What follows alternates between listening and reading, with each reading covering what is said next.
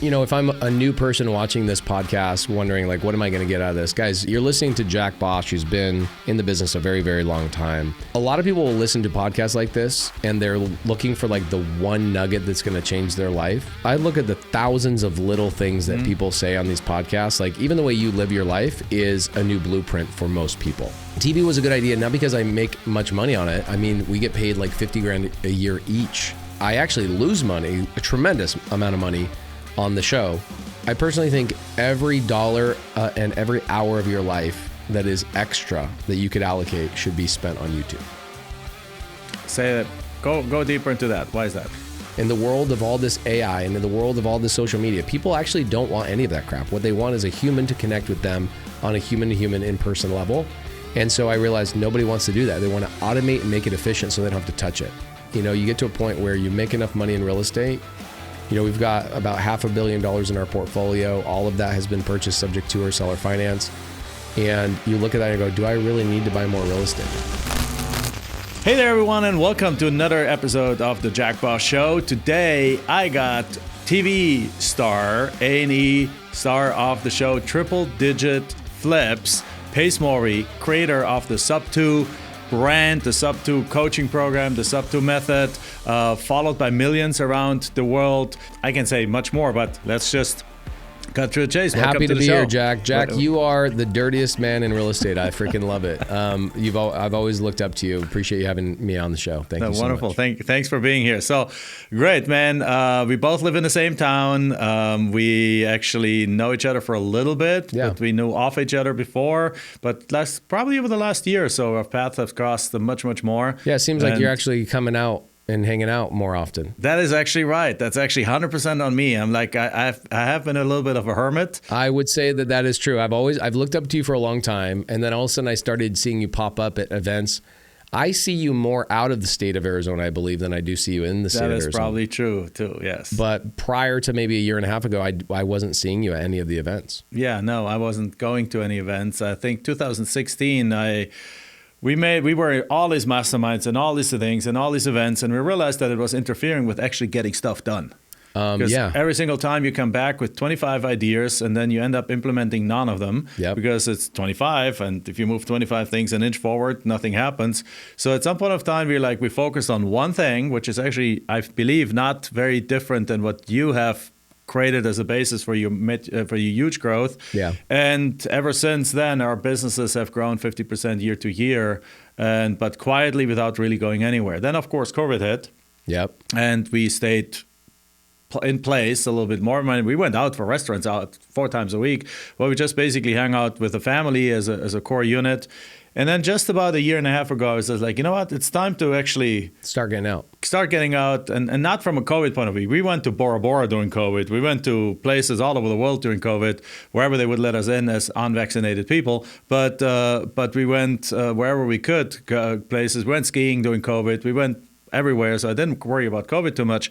It's more like we started saying, like, let's mingle with the industry a little bit more again. Yeah. Let's go back in there, and that's when our paths started crossing. Yeah, it's interesting. You know, if I'm a new person watching this podcast wondering, like, what am I going to get out of this? Guys, here's what I would listen to, right? You're listening to Jack Bosch, who's been in the business a very, very long time. Understanding how he operates his life is important, because how do we all learn the blueprint of our lives? Is we learned it from our parents. We learned it from people we went to church with. We went to, whatever. And a lot of people will listen to podcasts like this, and they're looking for, like, the one nugget that's going to change their life. I look at the thousands of little things that people say on these podcasts. Like, even the way you live your life is a new blueprint for most people, right? Yeah. Like, hey, I got overwhelmed with too much information and too many ideas, and I decided to slow down on masterminds is such a massive nugget of information, because I watch people to go join 3 or 4 masterminds in a year, and I'm like, guys, what are you doing? Like, pick one.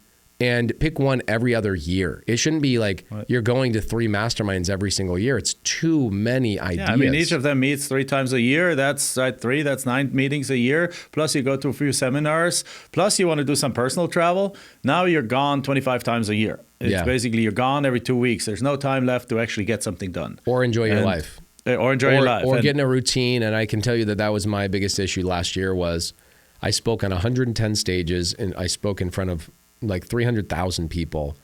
And I was gone like 60% of the year on a flight, on a this, doing that. It's like the way you eat, the way you work out, the way you get into a regimen, the way you can build your business. All of those types of things really gets deterred. Now, I was lucky enough to bring my kids with me for the most part, but then that also messes up their routine. And you are so right about masterminds. They very rarely, I very rarely now need them more than one time a year. Right? Like you and I are both in the family mastermind. Yes, I will go one time a year, maybe. Sometimes I'll go once every other year. And the reason why they meet so frequently is because the owners and the people who run the mastermind are trying to provide so much value that you'll re-up next year. Makes sense financially. But for me, I'm like, less information. I just need to pull one or two little things. One relationship at the family mastermind is all I need per year. Yeah. And I will go deep on that relationship, create new, revenue streams, and then I'll go back when I'm ready for one more thing. Exactly right. So the thing I belong to for 10 years already, I belong to a mastermind in the real estate space, Collective Genius, and they meet 4 times a year. And I probably go one time for the full 3 days, and perhaps a second time for like 1 day. And that's about it. Because at this point, the other decision we made that we had our own 4 events pre-COVID, our own 4 events a year. Then you have 4 masterminds over there, 4 meetings there. And it ended up being like I was gone every 2 weeks. And I quit my job in order to not travel anymore. Yeah. Right. So I didn't want to do that. And having said that, masterminds are massive impact because they have literally added 8 figures to our net worth. Yeah, of course. But so it is. They're definitely worth joining. They're definitely worth doing something. What the point is that they're so valuable that it's too much. Yeah, is what the reality is. Yeah. And so for me, for sure, I joined 2 masterminds this year. One of them is Myron Golden's mastermind. I paid $55,000 for, and then another mastermind with Dan Fleischman. It's $100,000 a year. So I believe in them. I no longer go to real estate masterminds because I'm like, I don't need to learn anything real estate related anymore. Like I've got my niche. I'm zeroed in on it, and we've been there. And when I hang out with other real estate guys that like are also doing similar things, I actually come home with new ideas that I'm like, I come to the team and I go, all right, guys, we're going to do this. And my team's like, not again. Please just let us keep doing what we're doing. So I stopped going to real estate masterminds. And even the 2 masterminds that I go to now, even though they meet 3-4 times a year, I will only go one time. No, absolutely. Great. So with that said, let's go into what's going on in your life right now. Obviously, the audience, if you have never heard of Pace Morby, you've been living under a rock. So you need to look him up. You need to subscribe to him. You need to check A&E, his television show. You need to don't check out the YouTube. TV show. Sucks. It doesn't suck. It's a great show. It's just that it's a fix and flip show, which is not. I'm not really a fix and flipper. Yeah. It was it was more of a brand play for us of like. I'll give you guys a good example of why TV was such a good idea. And also... Yeah, let's talk about that. TV was a good idea, not because I make much money on it. I mean, we get paid like $50,000 a year each. And if you look at how much work we put into it, I actually lose money, a tremendous amount of money on the show. What I learned in year 1 of doing this was 3 years ago when we filmed season 1. Everybody's like, why are you doing a TV show? You already have a YouTube channel that gets millions of views every single month. And my answer was because, 1, I want to be able to say I did a TV show before TV completely dies in 10 years, right? Like TV will die in 10 years. It's gone. It's going to be gone. Yeah. And we see it dismantling now anyway. Most everybody's going to streaming. And so we decided, let's go check that box. That's kind of like this old thought process of TV is really, really cool. I'm still of an age that I think TV is cool. And being able to say you are on TV is very cool. Yeah. I'm also still of an age where if somebody says you got put in a magazine, I'd be like, that's pretty legit. Nowadays, nobody reads magazines, right? So we took the TV show, 1, because we thought it would be fun. 2, I knew that it would be the most credible thing that I could bring up when I get introduced. Right. As silly as that sounds, I'll give you a good example.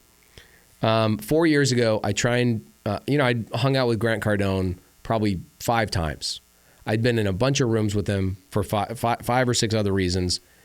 Never remembered me, which is perfectly fine, right? Like live, breathe, and die for Grant Cardone. Right. But like you, he's one of my heroes. And I appreciate a lot of the things he does in terms of marketing and understanding. And his company culture also is phenomenal. When you actually go to his office, you're like, holy crap, this is phenomenal. But high energy. Right. High energy, loyalty, just amazing. They get the mission and they get it done, which is amazing. So one day we go, hey, we want to do a podcast with Grant. And so we reach out to their team and they go, no problem. That'll be $165,000. And I was like, that's a lot of money to do a podcast with a guy. And I was like, here's what that means for me. I'm not opposed to buying relationships. I've bought relationships before. I go to a mastermind to buy relationships. Right. That's what I do, right? I'm not opposed to that, but what that's telling me is that I have not brought enough value to Grant and that there's not an equal exchange for us spending time together. So I said, what could I do that would bring an equal exchange to somebody like a Grant Cardone? Because every time I go to a Grant Cardone or somebody like that, a Patrick Bet-David or somebody else, I'm going to have to write a check for $165,000 if I want that relationship, or I can go internally and say, where can I provide value? And the TV show was the answer. Here's what ended up happening. I get the TV show maybe a year after the 165 conversation happened. And what happened was I was at a party again. Somebody goes, hey, Grant's here. Are you friends with Grant? I go, we have met. He doesn't remember me. He wanted to charge me $165,000 for a podcast. So let me put it that way. And the guy's like, let me go introduce you. I'm like, all right, sounds good. He goes over and introduces me and says, hey, Grant, this is Pace Morby, the host of Triple Digit Flip on A&E. It was the first time somebody had not introduced me as a real estate investor, but a TV host. And immediately Grant pulls out his phone. Elena pulls out their phone. They go, take our cell phone number. Let's collaborate. Let's go to dinner. Can we get on your TV show? And it was like, now they wanted something from me. And the TV show's done that for us for 50 different relationships. It's opened up doors that nothing else. Even though my YouTube channel does well and other things do well, and I buy all this real estate and we help all these people and I've changed lives and I've done all these things, there's certain doors I cannot open unless I say, I have a TV show. Yeah, absolutely. But I tell people, they go, should I watch your TV show? I go, no. I didn't make the TV show so you could watch it. I made the TV show so I could tell people I have a TV show. So you think a Dirty Jack TV show would work? I think Dirty Jack. a land TV show. Here's the challenge. Okay, they call it house porn in TV. Yeah. And what is house porn? House porn is like they want to see the before and the after. Exactly. That's what I always say. When the team says, like, we should be on a TV show, people tell us, you should be a TV show. It would more be a family show because my wife and I just bicker back and forth. I mean, we love each other really dearly, but obviously it's she's like an A player, I'm an A player, or like a type A kind of personality. Yeah. So we're like going back and forth about stuff all the time. That probably makes for good TV. But the land itself, it's like it sits there and then you sell it for more and then, you get a check and there's nothing that happens in the process. Yeah, if they could not show a backsplash on an episode, they would lose their freaking minds. Yeah. A&E is just like, we have to and it's so funny how much time, like here, both you and I are millionaires and we own all this real estate, and I find myself on a TV set and they're like, okay, we need you to put your hand on this tile and like rub the tile this way because we want to make sure that we show the grout. And I'm like, wow, this is what I'm doing with my life right now. And you just realize that that's what the TV show is all about, is just people sitting on the couch watching a before and an after. And nobody cares about anything other than like the transition and the transformation. So if you don't have a TV show on like reality TV if it doesn't have a transition, your TV show is not going to succeed. Yeah, no, absolutely. Makes perfect sense. Perhaps we can do one in the multifamily space since we're operating there and we have some really good, I think that's smart. Shit show to stellar looking properties kind of experiences. I personally think every dollar and every hour of your life that is extra that you could allocate should be spent on YouTube. Say that. Go deeper into that. Why is that? I've never been recognized because of the TV show. Like we get 1 million viewers of the TV show every Saturday, and I've never been recognized from the TV show. I get recognized I can't go to the gas station. I can't go to Walmart. I can't go to In-N-Out Burger without somebody saying, can I get your autograph? I watch your YouTube channel all the time. Oh, wow. My YouTube channel, and I am coming on 300,000 subscribers, but in real estate, 300,000 subscribers is a massive amount of followers. So that's on YouTube. And people actually can get to know you. You can direct the narrative. You can tell people what you want. And what I always say, like I look at these cameras, right? These Blackmagic cameras you guys have right here. Mm-hmm. These are not cameras to me. These are clone creators. So think about it this way. You and I right now are creating clones of ourselves that somebody's going to watch later and later and later and later. This video will live in perpetuity for forever. So if I could create clones to say something I want to say, to deliver a message I want them to say, to get a result I want, I'm just going to create more clones. And a TV show does not allow me to create the clone that I want. It's a stupid clone that's talking about backsplashes and stupid freaking driveway pouring and stuff like that. But when I'm on my own YouTube channel, I can raise capital, I can recruit employees, I can find new business opportunities. I probably own 7 small little businesses that people have brought to me just because of my YouTube channel that are like, I want to give you equity in this company because I want you to bring it up on your YouTube channel. I go, and I get 40 of those a year, and I'll say yes to maybe 2 of them. But I make a couple $1 million a year just from those things that came from YouTube, and none of that came from TV. So I can direct the narrative. I can talk about what I want to talk about to get the result that I'm looking for. Right. Now, absolutely, you're in control of it, and now and then over look time, at Ben Mala. Do you follow Ben Mala? I don't think I do. Okay, so Ben Mala, for example, you should follow Ben Mala. This conversation you're having about like you and your wife bickering back and forth and talking about land and a little bit. Ben Mala is a real estate channel that has about 600,000-700,000 subscribers, but he's 90% family and drama in his family. 10% real estate. I have to admit that I actually am from that generation that actually grew up without YouTube. So I have YouTube. I watch certain things on YouTube, but I don't naturally go to YouTube. I don't watch a whole lot of YouTube. Now we have Patrick here, we produce YouTube videos and things like that, but it's not my go-to thing. I'm on Facebook and Instagram for a bunch of things, but YouTube is not something where I go spend hours watching the highest things. quality that's why client. I praise but I understand from a customer point of view, the highest quality clients come from YouTube. Correct. And not from the other channels. Because they're dating you on Facebook, they're dating you on Instagram, they marry you on YouTube. Yeah. They truly get to know who you are on YouTube. And if you are not giving them... Now, here's the other thing I would do. I don't do a lot of studio stuff on my YouTube.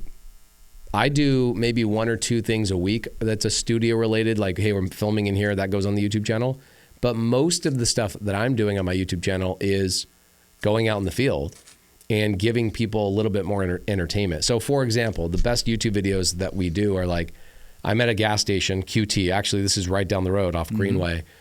I pull up to a gas station. We're about to go film at a property I just bought here, subject to, and my team is with me. I pull over to get gas at the gas station, and the guy who's changing out the gas or the trash liners is like, "Are you Pace Morby?" Did he recognize me, by the way, from the TV show or from YouTube? YouTube, of course. And I said, "Yeah, dude, I'm Pace Morby. We're gonna go film YouTube. Like, you want to just like, when are you off your shift?" He's like, "I'm off in 45 minutes." I go, "We'll wait for you. You want to come hang out with us and film YouTube?" He's like, "You're kidding me. You'll let me come with you?" I'm like, "Yeah, let's go. Like, you can ask me any question about the house. I think it would be great for you to, be my audience member, and I'm talking to you through to the audience." He comes over. We do 6 videos at the house, him asking the questions authentically, genuinely, not sitting there doing all this scripting and just answering questions to him. And the audience, it was like, I think that series, it's like 6 videos. We got 1 million views on those because people are like, "Oh my gosh, you're out in the field. You're actually at the house. You're answering a question. This kid has authentic stuff. It's not scripted. This is so great." And you're doing more reality-based type of stuff out on YouTube. So if you were doing that, your YouTube channel would skyrocket. All right, let's go out to some land. Yeah, you should.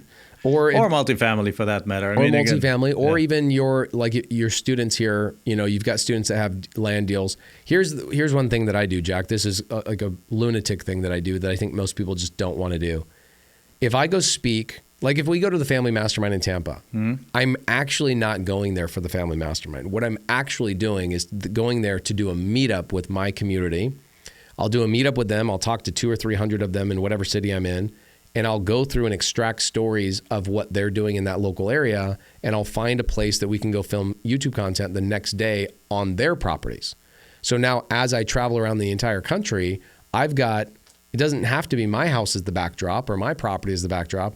I'm getting one of my students to tell their story and giving them obviously some spotlight, but simultaneously giving the audience members something way more valuable than, here's Pace talking about another house he bought. It's like, hey, here's somebody else that can do this too.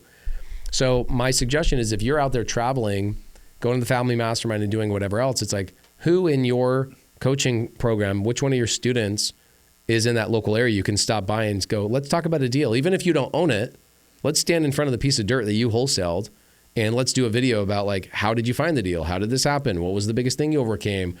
How long did you have to follow up with the seller? What was the hiccups at title? Was there a lien that popped up? People want to watch deals that actually happened.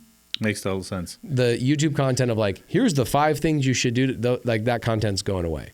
Yeah, no, it is, and it's because it's boring and it's predictable, and it's and some people want to make sure we're living in a world where people, like, it goes in waves. Like in 2020, 21, 22, when interest rates were actually not 22, but all the way to 21, when interest rates were at 3%, everyone had a line of credit, and everyone was able to just like throw money at all kinds of stuff and just like, let me try learn this, and let me try and learn that, and let me try and learn that.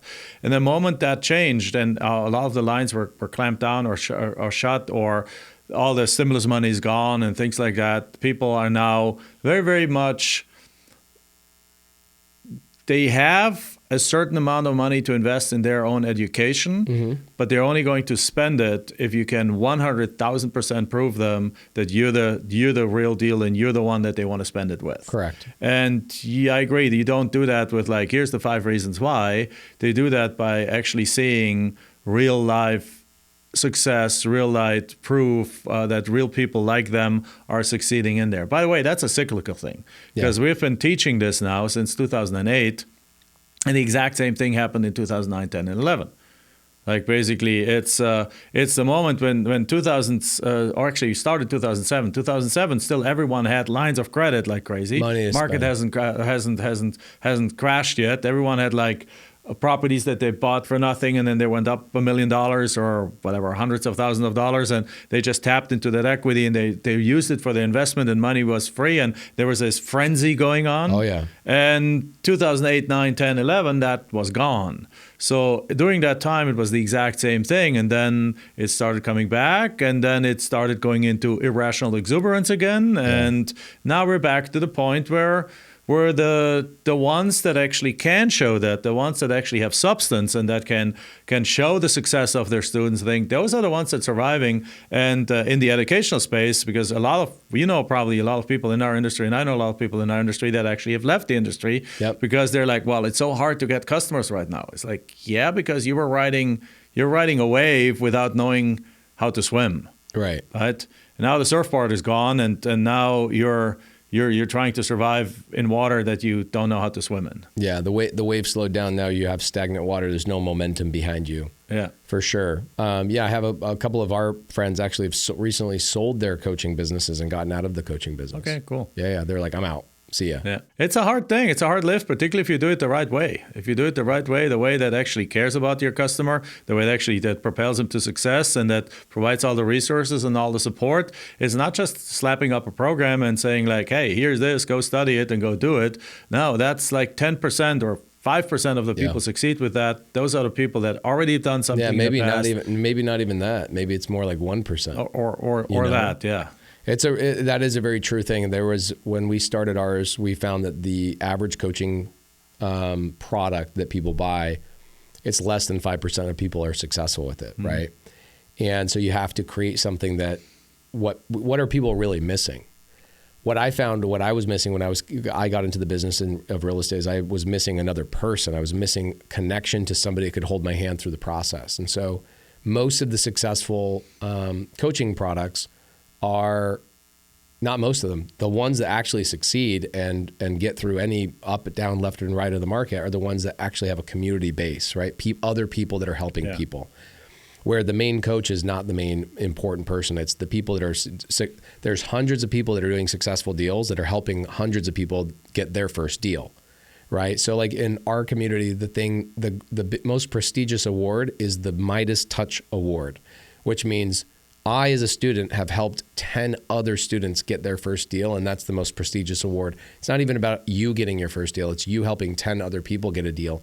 And it ignites the entire community on fire of like, I want to get the Midas Touch badge. How do you prove that? How do you measure that? Settlement statements, HUDs.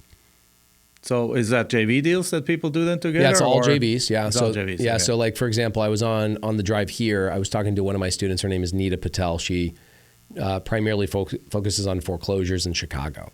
Mm-hmm. And when she came into the program, she'd already been doing a deal or two a month. And I said, Nita, you need to develop a team underneath you. And that team needs to be other Subto students. And then you should empower them to go help other Subto students create their own teams across the country. So we sat down with her. We helped her develop a team and the KPIs and the agreements and how to set up the agreements with the other students to make sure they're either doing their job, and if they're not doing their job on her team, that they get put on somebody else's team and get off her team. And then what we did is once we got that done, we started doing every Thursday morning. She does a Zoom for 2 hours talking about here's what my team is doing today, which then inspires other people to go create their own foreclosure teams all over the country. She does that publicly in your group, or she does that in our private group? Yeah, our private Subto group. So she does that Thursday. We have 39 Zooms a week, and she's doing one of them. Mm-hmm. And she'll do, all right, whoever wants to do foreclosures and door knocking and cold calling, that's what my team is doing. And I've got all these other people with other strategies. And all she does is basically inspire other people to go create their own team and then set them on fire and get them their first deal. And so since she started doing that in October, so 4 or 5 months, she's helped like 45 people get their first deal, which is great. One person has helped 45 other people.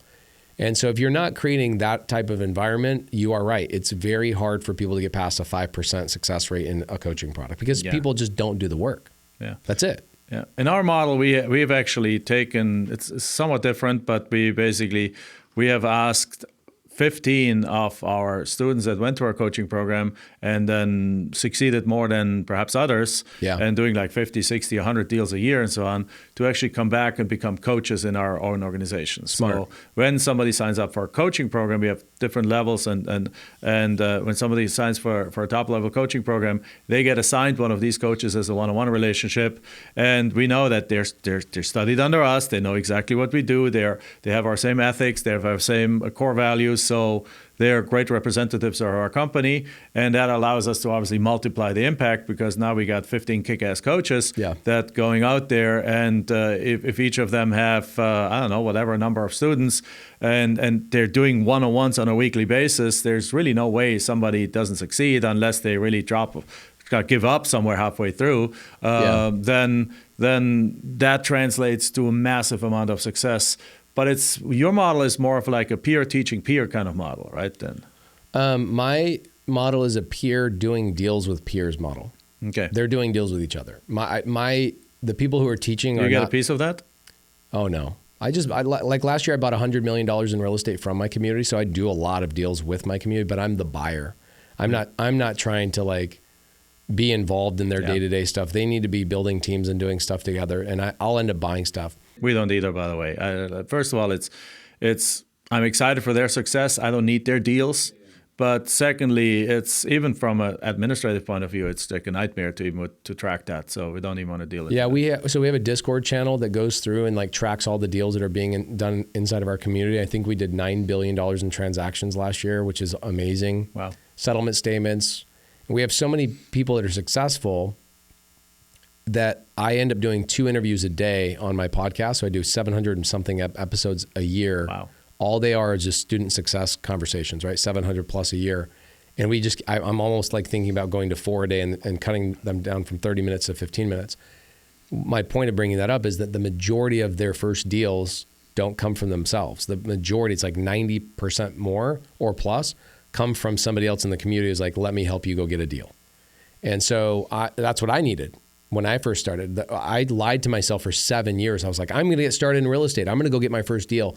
7 years I lied to myself, and I just kept quitting and never doing anything.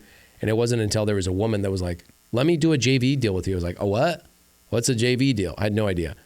And I made my first $25,000 because that lady walked me through the fire. I was like, oh my gosh, that's what I needed. And so that's kind of the model I created.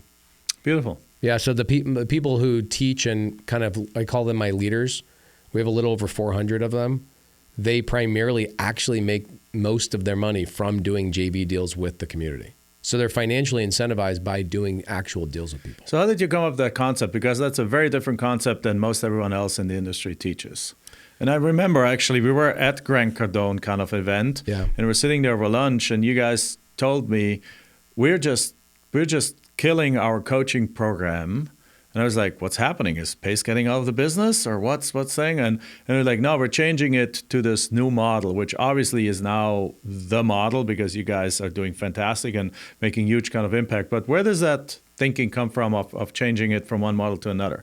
Because that's, by the way, there's always so many gold nuggets that were dropped right now. It's like off the chain. I should have like a Brad Lee kind of like a thing, dropping bombs kind of thing here, because it would have been going on constantly. But there is something like everyone just wants to be a copycat. Like there's people right now in the land space. They're doing like we call ours land profit fast track challenge. They're putting together a land fast something else challenge. It's like taking even our freaking words and making it the same way. So it's like, doesn't matter, whatever, they can do whatever they want. We're not going to be bothered by it. But the industry is typically a copy industry. There's like, oh, this works for them, let me do the same thing. You guys have created something unique, something original, which is awesome because the industry needed it. Where did that come from? Came from something a lady told me. She said, you need to find the things that people won't do, don't do, and can't do. Write those things down. And I was like, okay. So I wrote down these things. I said, people don't want to spend time with their students. Like I go to their weddings, bro. Like I fly. I went to Richmond, Virginia 4 months ago and went to a wedding. 12 people were there and I was there. You know what I'm saying? Like I go to their weddings. They go to their bat mitzvahs. Last year I did 110 meetups with them. This year I'll probably do 180 meetups with them. And I'm not talking about in Arizona. I'm talking about every single state in the country. Like Jamil and I went on a road trip last year where we went to 9 cities in 8 days, and we just jump in a little minivan and we cruise around and we meet 4,000 of them in 9 days, right? Yeah. Meet every single one of them and get to know them, memorize their names, understand what challenges they're going through, hear aggregate all the information so that when we get back home, we can fix, repair, upgrade, whatever it is that will amplify everybody's success. I just realized that that's what people really needed. That people, like in the world of ChatGPT, in the world of all this AI, and in the world of all this social media, people actually don't want any of that crap. What they want is a human to connect with them on a human-to-human in-person level. And so I realized nobody wants to do that. They want to automate and make it efficient so they don't have to touch it. And I'm like, how do I do the opposite? That if I'm not physically meeting my students, everything falls apart. And so I'm just willing to do the crap that nobody else is willing to do. Like last night, I was with 150 of them. Tonight, I'll be with 800 of them tonight. In person. Where's that? Down in Phoenix. I do this thing called the Golden Ticket event. Mm-hmm. So students that help 10 or more students get a deal in their first year, they get invited to this Golden Ticket event where they all get the Midas Touch badge. And we just hang out for a whole day. I pay for the thing. There's no cost associated with it. It's just a big reward ceremony for just those people that have helped so many people get deals. And the other thing is I realized that a lot of these coaches, some of them, I do too, they stopped doing deals a long time ago. Yeah. And so I proved to my students that this is successful. I do deals with them. We bought $165 million in real estate last year. $65 million came from my own findings. $100 million came from my students. Right. What does that tell you? How involved I am in their success. And Jamil doesn't do a lot of that kind of stuff because he's primarily a wholesaler.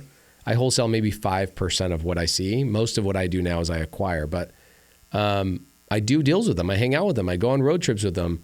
I was on a phone call with Nita this morning. Every waking moment is me being involved in their lives, understanding what's going on. We then I care. I think it's just I just care, and I realize here's what's going to happen. More and more coaches are going to rely on automation, ChatGPT. They're coming to me at like Family Mastermind, for example. They're like, oh yeah, so we got this new technology that does this and this. I'm like, okay. By the way, Family Mastermind is a mastermind of educators, in particular the real estate space. So if you're not an educator in there, you can't join. And it's really where we kind of meet Share like twice a ideas. year or so, Yeah. and just Great group. talk about things that are happening. And there's some of the legends in the industry that are part of it, and some really newcomers. And and we happen to have joined. Great It's mastermind. a great mastermind. But people But come to me anyway. and say, I'm using this new technology. I'm like, okay, great. So you're finding new ways to not connect with your students. That's what you're finding. You're finding new ways for you personally, the person they signed up with, to not talk to your students. You're going to fail. I'm going to beat you because I connect with all of them. This year I'll meet 7,000 of them in person. I will speak on stage only. Okay, I got to a point, when you get to a TV show level, people will start offering $50,000 or $75,000 just to speak. I go, I will waive my speaking fee. I just want to go and do the meetup in your guys' event center. So you guys have an event center together. I'm going to speak there the next day. Like Dallas next week, February 21st, I'm doing an 800-person meetup inside the Aspire Tours arena. And then the next day I'm speaking on Aspire Tour. So I say, if you guys let me use your arena to do my meetups so I can meet all my students in that local area, then I'll speak for free. And they're like, oh my gosh, that's the greatest deal ever. So last year I did 110 meetups. How do I know that? Because I spoke on 110 stages and I used 110 arenas in order to hold those meetups all over the country. And I'm just a lunatic. I will just do that. Sounds pretty lunatic. I mean, I love it. I absolutely love it. Crazy. But not everyone is going to be able to is able to do that. And won't do, don't do, can't do. Yes, again, exactly right. Nobody will do it. They won't do it. Even if they will say they do it. They don't. They just simply don't. And some of this stuff they just can't. Like they don't have the energy. They don't have the desire. Their physical desire is not there to do it. And so I'm a lunatic. Here's what I'm doing this next week. I'll tell you. Orlando, I'm flying in Saturday morning. I'm going to do a meetup in Orlando. I am speaking in Orlando. Then I'll drive to Tampa. I'm speaking in Tampa. I'll do a meetup in Tampa.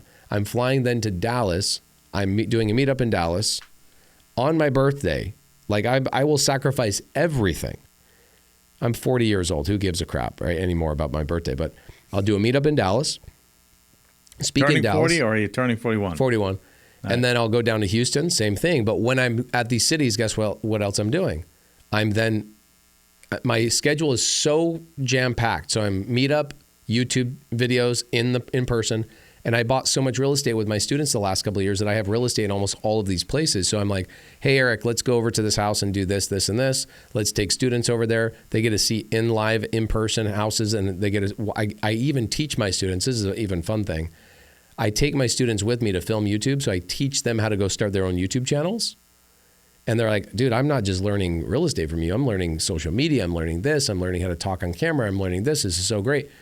And I'll go do that 9 days straight next week and meet probably 2,500 of my students in person across 8 different cities. So how does that affect your family life? My wife and kids come with me for the most part. They come with you? Mm-hmm. Even the newborn? The newborn hasn't come with me the last couple of months, but obviously he was just born. My wife, up until 2 months before the baby was born, she was traveling with me. So she took 4 months off, and I also took 3 months off traveling. And what I did is I just invited my students to Arizona every week. So I had hundreds of people flying in and just hanging out. Mm-hmm. Yeah, makes sense. Yeah, that's the thing. That's where everyone ultimately. I love this because you're basically willing to pay a huge price for the success. Now, for you, it's not just the price. You enjoy it and you love it and so on. And I love meeting our students too.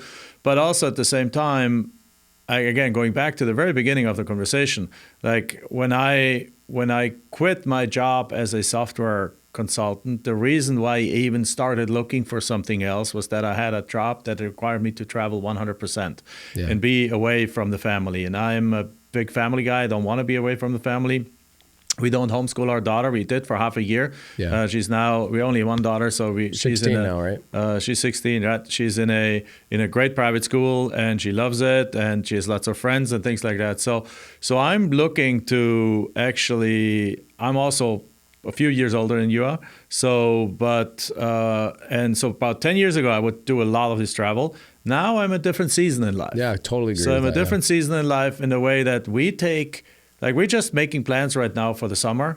I'm leaving April 15th to go to Europe. I'm actually going to do, if my knees hold up, they have a little problem. I'm going to do for 2 months a walk through Spain called Camino Santiago. Do it. That's amazing. Absolutely alone. Just like walk about 15, 20 miles a day, disconnect from everything. I'll do lots of social media during that time because I have my phone with me. But then on my birthday, May 25th, my family's joining me. And then we're going to stay in Europe all summer. Yeah. Right. So during that time, I obviously can't do meetups and things and stuff like that. So, of course, yeah. But I'll still be I'm just doing it more through social media, not ChatGPT, but actually raw videos, going live in our groups, talking to our groups, doing things, and doing it in a social way. That's more than 99% of coaches ever will do, because most coaches, what they do is they do one weekly coaching call for 6 months, and then they're like, you're out, right, type of thing. And then one of the things we have done in our business, we have attracted those amazing coaches that people love them probably more than they like me. Yeah. And so they're constantly on there. So we have now a team of 15 people going live on an ongoing basis. And so I don't have to be live all the time anymore, even though I do. And in combination, it's a different model. But it's a high touch model, because I agree the touch is more than ever crucial in these days. Yeah, here's what I find is that the real estate is hard. You know this. Right. It is hard. Not like you and I could go out and do a deal today. Like if you took everything from us right now and said, hey, Jack, hey, Pace, you have to have a deal done by the end of the day or else we're going to shoot your dog. We'd have our dog would be alive tomorrow. Right. We'd be perfectly fine.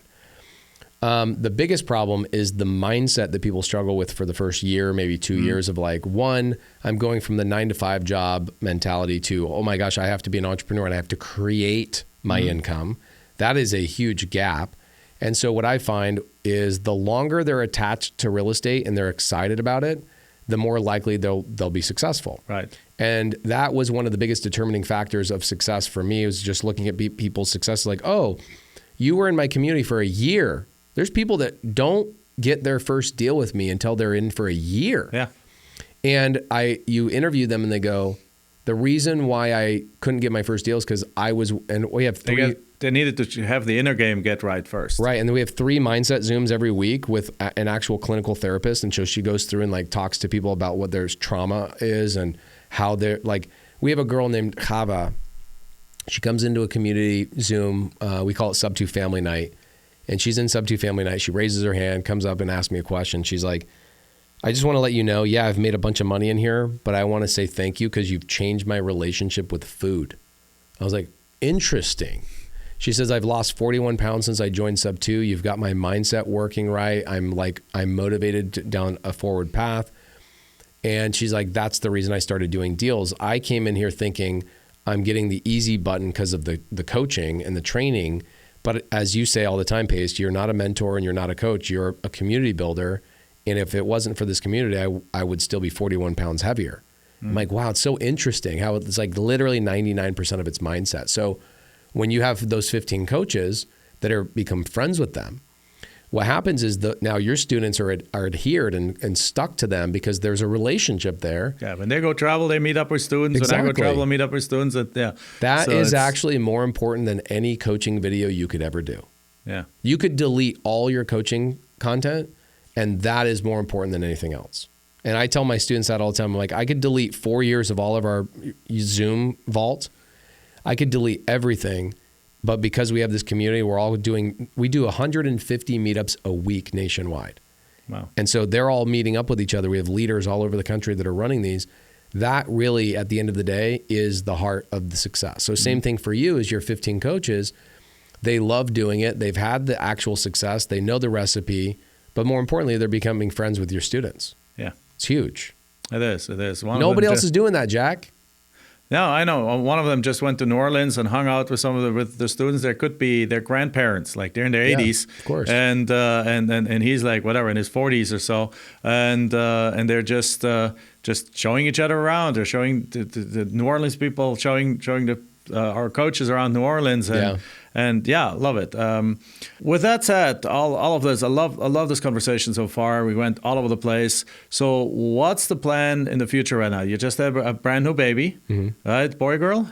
We got a boy. I got a 16-year-old, a 6-year. She's almost going to be 6 this year. Yeah, right here, hanging out with us. Just such a cute girl. She's amazing. And a little 2-year-old girl. She's turned 2, and then we got a brand new boy that's about 2 months old. And we're done. We're officially done. Now we get to live the rest of our lives just kind of building them up and doing all the things that you got to do, with your daughter. And now the big thing for us is it is interesting, Jack. You get to a point where you make enough money in real estate. We've got about $500 million in our portfolio. All of that has been purchased subject to or seller finance. And you look at that and go, do I really need to buy more real estate? Because you develop this muscle for so long to go and acquire and acquire and acquire and acquire. And then one day you wake up, you're like, we don't need any more. Like, we're done. We checked the box. So now it's this year looking for new, unique things that I can keep myself super excited about. And a big part of that is buying businesses with creative finance. Like last year, we bought a company called The Plant Guy. He was generating about $5 million a year in revenue, but he was losing $200,000 a month. And he was like suicidal, right? And I come in there, I help him restructure his debt. We take over half of his business through creative finance.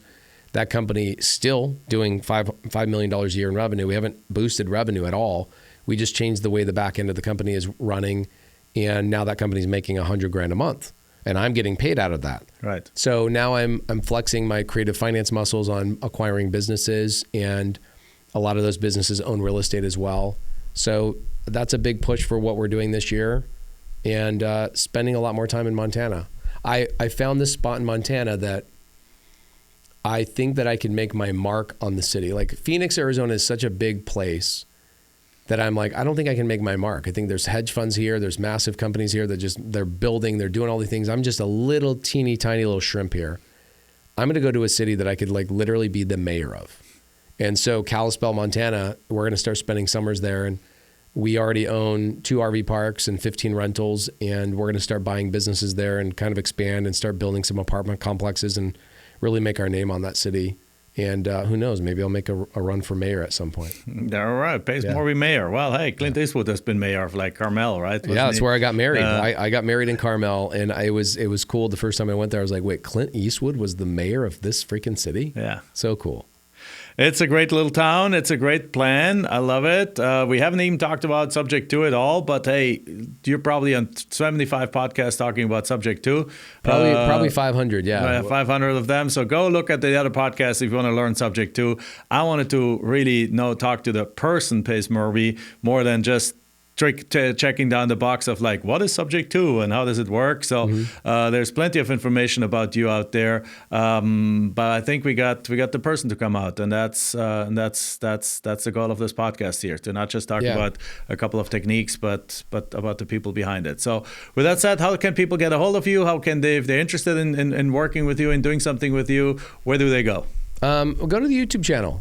Go to the YouTube channel. Go watch Go to our YouTube. Pace Morby? Just Pace Morby. Go to YouTube channel. Go to like most popular videos. Start there. Like I've got videos that have hundreds of thousands of views that are just whiteboard videos breaking down how to acquire. Like I had somebody make a comment on that exact video I'm referencing this morning, which is why it's top of mind. And he says, I've been trying to learn this topic for 10 years and your video shattered it in 45 minutes for me. Like it now all makes sense. So if you want to learn more about how to acquire or wholesale with creative finance, my YouTube channels, there's nobody that even comes close to what my team has done. Now, it's one of the reasons why I love you too, Jack, is you do a ton of creative finance stuff. We do. We just do it on the land side, and we do buy. We wholesale. We seller finance. We what we call triple close. We buy, sell, and sell the note, and we sometimes get deals with seller financing, and then do wraps and so on. But it's not really complicated stuff to us.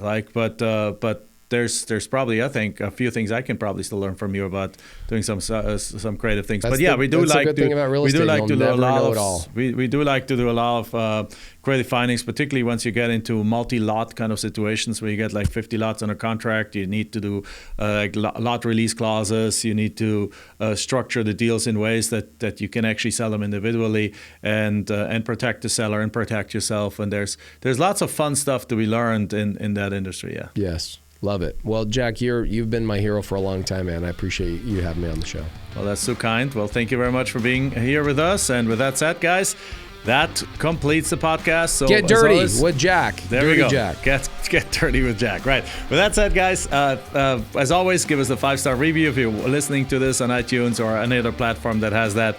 Give us a thumbs up, the subscribe button, etc., all this kind of things, and share it with your friends. And then go follow Pace Morby. All right. Thank you.